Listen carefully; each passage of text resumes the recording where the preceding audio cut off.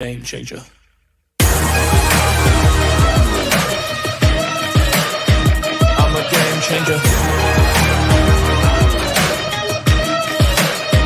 I'm a game changer.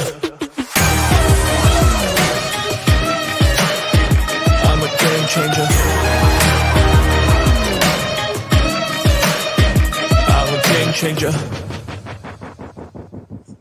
What's up, Shady Sports Network? I'm back here with a very special guest, owner of the newest AIF team, the Harrisburg Stampede, Mr. Jay Coble. Jay, how you doing today, man? I'm doing great, man. Thanks. I'm really excited to have you on here. I got a lot of questions to ask you, a lot of people wondering about the new AIF. But most importantly, Pennsylvania getting a team. In my opinion, Pennsylvania is one of the most underrated sports states in the whole country. The athletes you have coming out of there, the pro teams. I see you wearing your Penn State sweatshirt over there. So you guys have a lot of good support. How excited are you to be Pennsylvania's newest pro team? Very excited. Very excited to have the team back here in central Pennsylvania, Harrisburg, notably. With LaShawn McCoy, Marques Colston. Most recently, we got Micah Parsons from Harrisburg.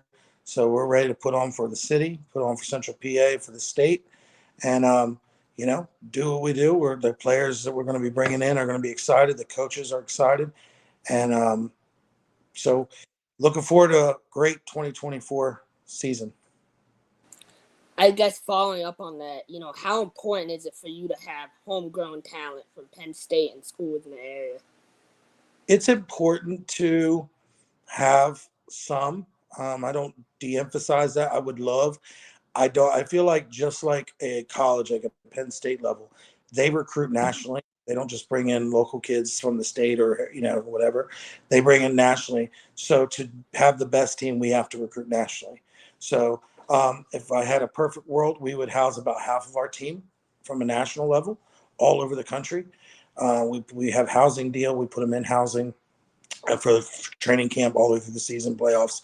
And then about a quarter of our team would be homegrown talent, people in the central PA, Harrisburg area that have got talent. Maybe they, from life situation, they couldn't go to college, or they did go to college and just didn't make it to the next level, still looking, still hungry, or just maybe got missed, didn't really get into football until a little bit later in life. And then, they're raw talent that we can coach up. And then about a quarter of the team, we would do a regional, guys from New York, New Jersey, Maryland that can drive in and be a part of the team, come practices, come to the games, and we can work stuff out and help them out. So we don't limit it. We don't pigeonhole ourselves into just local talent. We definitely go above and beyond looking for that local talent to find them. But just like other teams all over the country are looking into PA, trying to find our best players, we're trying to keep them here at home. So it's a big song and dance, but we're excited about it. I think that there's a lot of potential here, a lot of good talent in Pennsylvania. 100%. And part of recruiting talent is getting an amazing coaching staff, and that's really difficult for a lot of new teams. You went out and you got the best head coach available in Bernie Nowrowski, and then you got the great offense coordinator Rick Marsilio. How important was it when you were going through and you were looking at possible coaches to fill this role? When you sat down and you decided, okay, this is my guy, what led you to name him the head coach? So in 2012, I bought the Harrisburg Stampede from the original owner, and I decided at that point to keep Bernie Nowrowski on and Rick Marsilio. I actually coached under Bernie for a couple of years in the arena ball, and I also coached with Rick Marsilio. So I had them as a friendship first, and then it became a professional relationship and a business friendship. So in 2012, we rocked out. We were very successful in the field. They were able to handle while I was trying to build relationships, network, and work with the community. They were doing that. On the football field, they were doing highly successful. So when I got approached by the league asking me to come back, that's pretty much where I started, was let me go ahead and get people that are in place. You're only as strong as the team around you. I own other businesses, so I do know that. And I reached out to Bernie. It'd been a couple years since he's really coached, and so I chose Bernie, and obviously I let him have the power to choose. He's very close with Rick. I have the utmost confidence. Bernie will be coaching mainly over the head coach, but he'll coach specialized in defense. Rick will be overseeing our offense, our quarterbacks. He's like, I call him the quarterback guru, and so we'll be able to go from there. And we added a strength and conditioning coach. He coaches at Bishop McDevitt High School, Ryan Marques. He's trained multiple NFL athletes, and they just won state championship last year, Bishop McDevitt. So a lot of NFL players have come through there.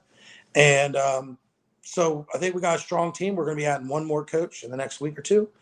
And that's what we wanted. We want a strong team that can recruit. Everybody's running and signing players right now, and that's great. But we're not running and signing players. We're signing the right players. Definitely. I'm glad you're not like some of the other teams, just going and signing whoever you see at the tryouts, making sure that you find the right guys that fit the model and the culture that you're trying to build. Speaking about culture, one thing about that is fans embracing the team. I guess for this opening season, what are some of your attendance goals? So we play in a 2,400 approximately seat arena. We're looking to fill the arena and sell it out. We are the first team to release season tickets. We've already been selling season tickets. We're running a promotion this month. In September, if you buy a season ticket in September, you get in a drawing for an 85-inch flat screen TV.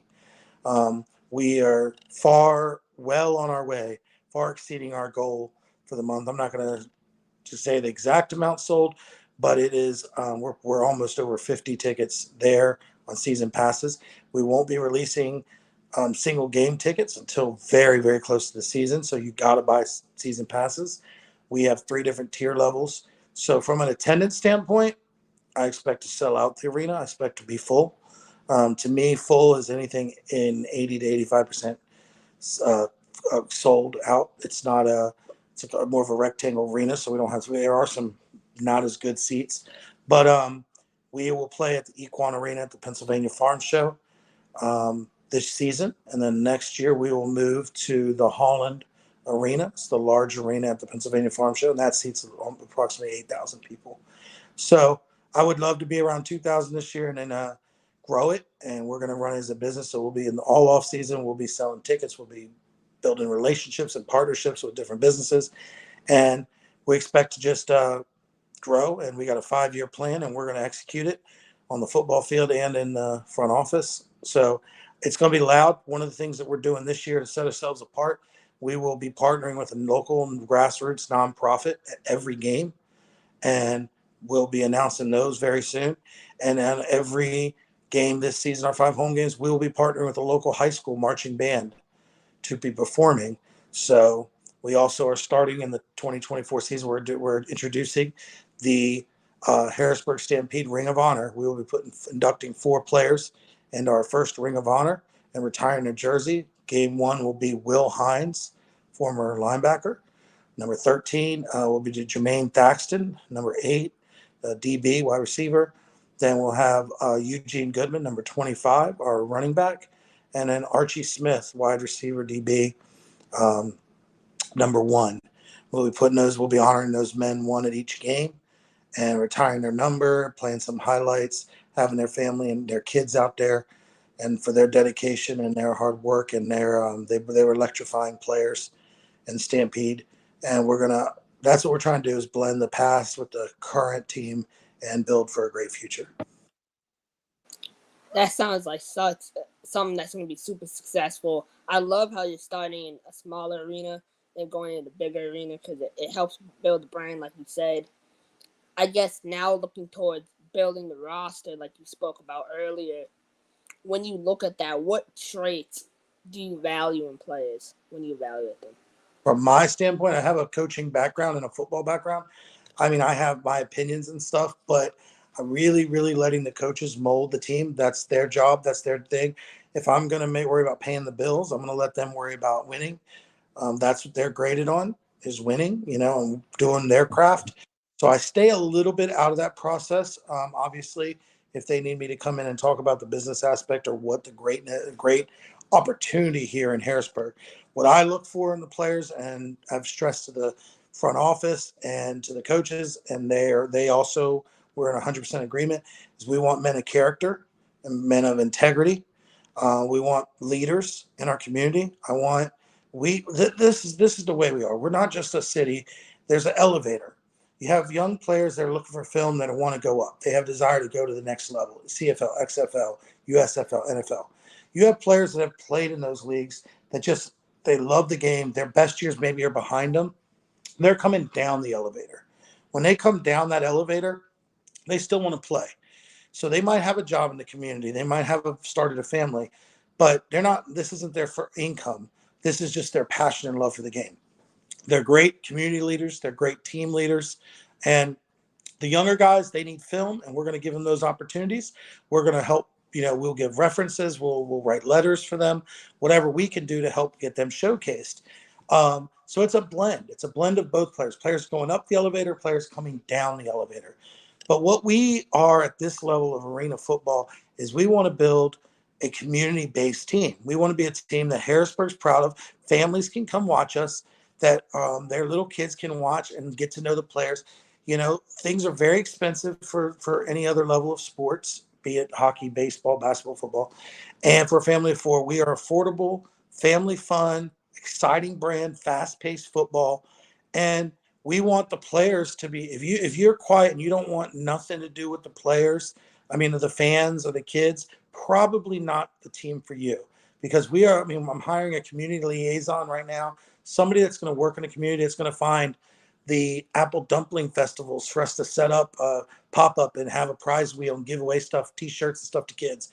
That's finding those, what do you call, Halloween parades and those holiday parades for us to go in and, have our players wear their jerseys and throw stuff and give away free things to the kids.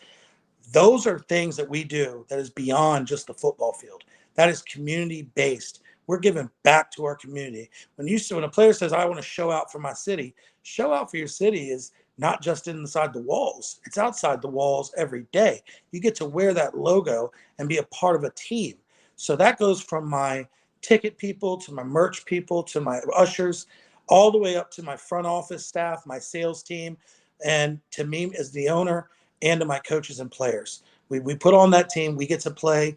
It still is, no matter how much the NFL is billion-dollar industry, it's still a child's game that we all fell in love as a child. We played Madden, and we sit there and watched it on Saturdays, and we went to the high school games on Friday, and we watched NFL on Sunday. So it's a game. We're never going to get away from that. We're just blessed to be able to play it, coach it, and have fun doing it. So we're community-based. I look for men that want to be in the community. I take a lot of pride in this. I have 4 players that we're going to retire. These are old arena players for the Harrisburg Stampede. These guys have won championships. They've played college football. Will Hines, his dad is a pastor here in Harrisburg. He went to high school here in Harrisburg. He's the exact player that we're trying to find for Harrisburg. They've born here, played here, lived here, part of the community. He owns a construction company right here in Harrisburg. You got Jermaine Thaxton. He was from Pottstown, went to the academy out there, went to college, went to West Virginia University, and then played arena ball, high-level arena ball, and then came. He still lives here in Harrisburg. He's a part of our community. He's even worked on one of my other companies. He's worked for me for a season in time. Great player. You got Eugene Goodman. Eugene Goodman's from Virginia. Went to, I think it was Liberty University. Played running back, phenomenal, fast, a great guy, big personality, always got a smile, always making people laugh. He has kids. He stayed in our community after arena ball, playing here, has a family, got married. He owns a soul food restaurant in Hershey, Pennsylvania. He's a part of our community. And then you got Archie Smith, another example. He's from Alabama, a family man, a religious man, comes here, plays arena football. He's played other places, but came to Harrisburg, has family, his wife and him still together, a model of a family that you're looking for. Has his kids. One kid plays at McDevitt. One kid plays at Central Dauphin. He coaches at McDevitt. He runs a youth basketball program.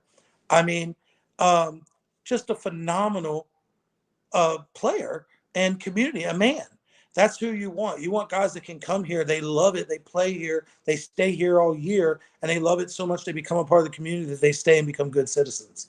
So that's what we're looking for. We're looking. It doesn't mean. I mean, I would love. I will drive them to the airport if my players got to try out or work out somewhere else. I will help them the best that I can.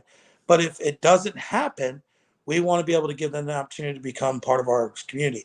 And we have guys that have played here, loved it, still, they come back, get a big old, a big pop from the crowd. They love them, but they went back home to their communities where they grew up, and they're outstanding citizens. Not just these four, but they chose to stay in Harrisburg, make it their home, and that's what we're looking for. We're looking for guys that understand that it's not football is great. You got to have a great brand of football, but if nobody's in the stands and none of the sponsors are sponsoring us, we won't be successful.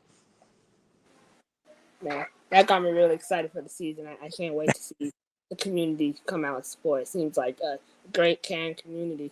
So, kind of coming up on my couple of final questions for you here.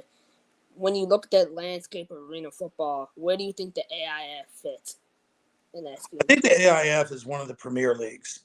Hands down, I've looked at many leagues. I've talked to many people. I've been invited into other leagues. So in 2012, I purchased it from John Morris, the original owner. And I just felt like it needed local ownership. I felt like it needed stable ownership, and it needed. I brought in Marques Colston, former Saint. He was a partner, great man, great athlete. He's from here. We partnered for a year. I think we had one of the most successful years, just one season, not on just the football field, but in attendance and in the box office and in sponsorship, partnerships that we built that we were able to do like deals that were going to help him. At the end of the season, upon some discussions and things, it was decided that, we just had a difference of vision. I owned most of the team at that time. I was the majority and the managing partner, and it was offered to me a lot of money to buy me out. I sold the team to Marques and to his ownership team, Dynasty Sports Group, and they played 1 year at the large arena. Then they played 1 year in Hershey. I think questionable decisions on the business side. They were very successful on the football side, but some decisions to growth too fast, too big of a chunk. I think Marques spent a little more money than he really wanted to. He bought into the AFL, the arena, the Philly Soul. So he decided to shut the team down. And so the team sat dormant for a couple of years. Then, COVID hit. AIF kept playing. They kept going. Harrisburg Stampede is one of the blue bloods of the AIF. We were one of the original teams when AIF started. But so right around COVID, I was thinking about getting that football itch, and hey, man, it'd be really cool to bring a team here and everything. And I was looking, of course, I reached out to John, started talking to John, Larry, and then COVID hit, and obviously everything shut down. So when they reached out to me, a few months ago, it was like, hey, would you be interested? I was like, yeah, I would. And I looked into other leagues. One of the things I look for is the league ownership. I want a strong owner that has experience in it. There's other guys that are buying into this. The one thing that is a common myth is that money is the end all. Money is not. A lot of leagues want like these multimillionaire owners. That's great. You need that. You need owners that are financially stable. The problem with the ownerships like that is they're still not going to just spend blindly. And the one thing I learned first go around and talking, I told Marques this, people are always willing to spend your money. Players, coaches, fans, everybody. But it has to be a good business. You have to have a sound business. So league buy-in was very important to me. League ownership was very important to me. I didn't want to deal with a rookie owner that has never owned an arena league, because I feel like you need that experience. John has done this for years. John and Larry have been in 20 years involved in arena ball. So they know what it is needed. They have the relationships. It's just fostering that and reigniting those. Secondly, I wanted good owners, and I started learning about some of the other ownership teams. And the league buy-in, the league bylaws and the rules of the league are very important. I don't think any league that has a six-figure buy-in or $1 million buy-in is going to be set.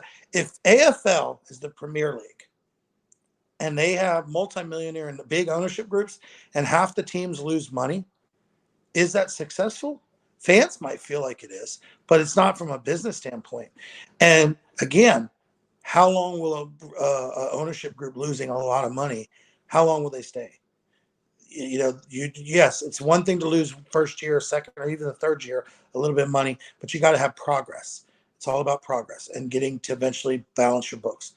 Um, anything at the end of the day, that's important to me. So that's how I chose the AIF. I was comfortable with the relationships built. The buy-in for the league was exceptional. It allowed the owners to have a say and at the table for the league business, but also allowed us to keep some of the capital to invest in our team and make money. And we just came back from our league meetings. We were down in Corpus Christi. The Tritons hosted us down there. They have a strong ownership group, a great group of guys down there. And we all were able to sit down, the owners and different teams and general managers and all, and some of the coaches there, and really hash out and get some things, plugged away and some decisions made, and walk away and like, okay, we're going to battle in the field, but we're all in this business together. So let's make it successful.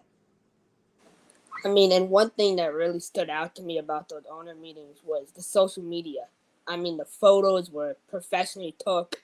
That separates you already from the other leagues. I told, the Amarillo Venom that too. It's those little things like photos and social media. I mean, some of the other leagues, their website is like 10 years old.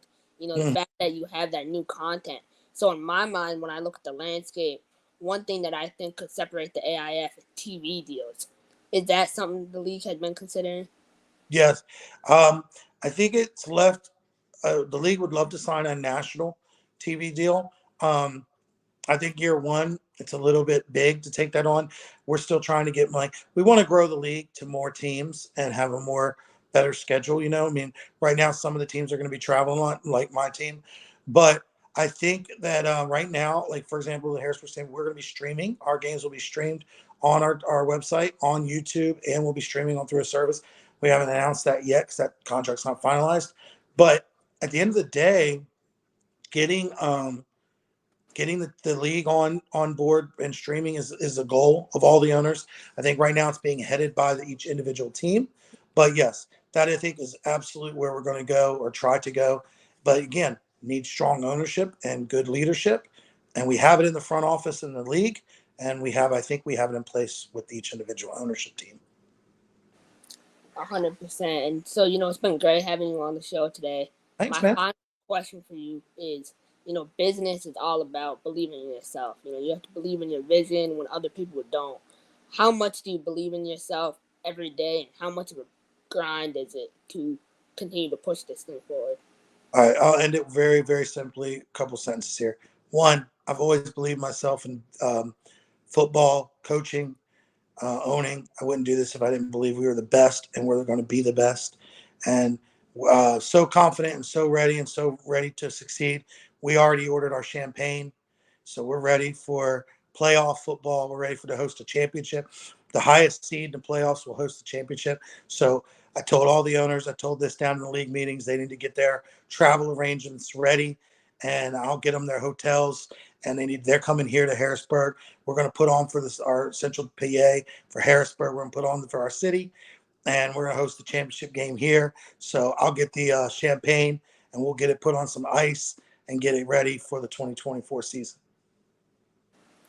Love to hear that. So, again, thank you for taking the time to come on the show. I look forward to seeing what you guys. I know you guys are building something special. This is going to be like Dion in Colorado. What you guys That's right, man.